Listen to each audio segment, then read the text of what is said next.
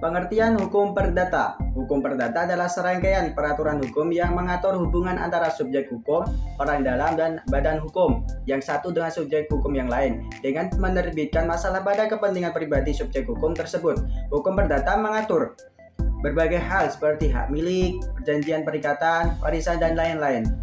Pengertian hukum perdata menurut para ahli memiliki variasi, namun secara umum hukum perdata adalah hukum yang mengatur kepentingan antara warga dan perseorangan.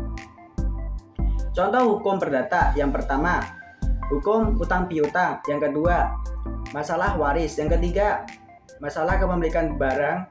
Yang keempat, hukum perkawinan. Yang kelima, hukum perceraian. Yang keenam, hukum kekayaan. Ruang lingkup hukum perdata. Ruang lingkup hukum perdata mencakup aturan hukum yang mengatur hubungan hukum antara individu dan badan hukum dalam masyarakat, serta menyelesaikan sengketa-sengketa yang terjadi antara individu dan badan hukum. Hukum perdata memiliki beberapa cabang yang memiliki yang lebih spesifik, seperti hukum kontrak, hukum perusahaan, hukum kepanitiaan, hukum waris, hukum perkawinan, hukum keluarga, dan hukum jual beli, hukum piutang, dan hukum lain-lainnya. Cukup sekian, terima kasih.